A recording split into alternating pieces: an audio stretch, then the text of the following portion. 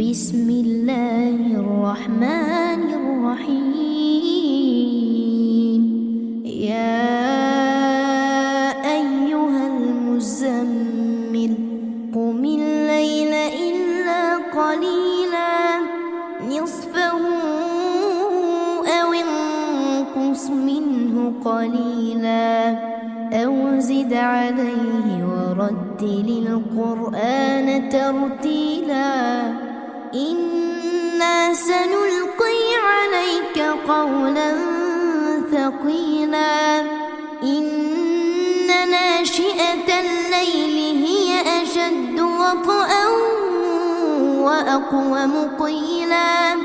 إن لك في النهار سبحا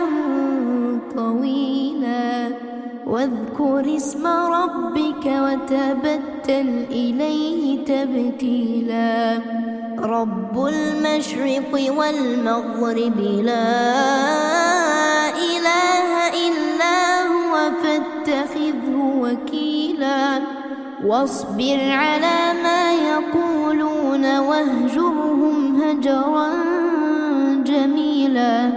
وذرني والمكذبين أولي النعمة ومهلهم قليلا إن لدينا أنكالا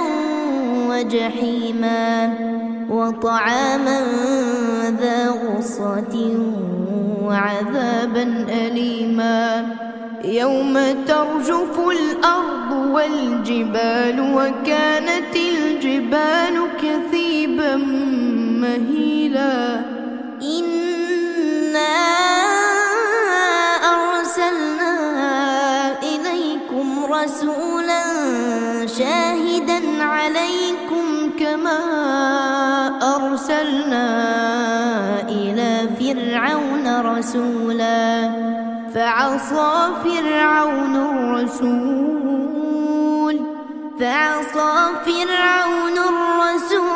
فأخذناه أخذا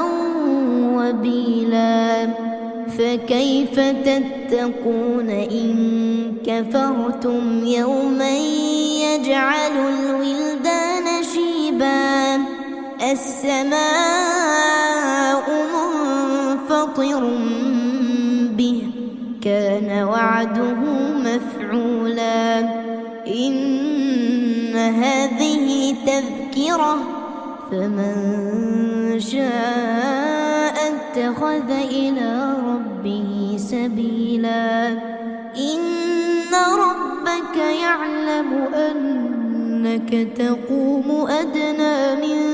ثلثي الليل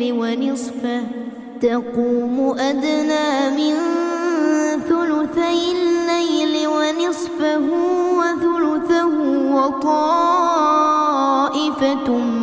من الذين معك والله يقدر الليل والنهار علم أن لن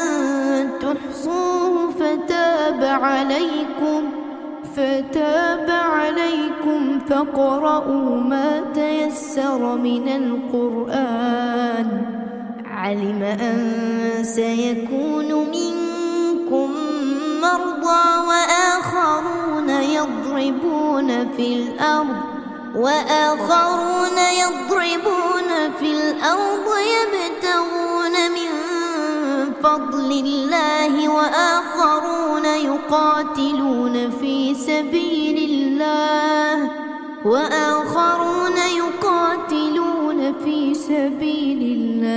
فاقرؤوا ما تيسر منه وأقيموا الصلاة وآتوا الزكاة وأقرضوا الله قرضا حسنا وما تقدموا لأنفسكم من خير تجدوه عند الله هو خيرا وأعظم أجرا واستغفروا الله إن الله غفور رحيم.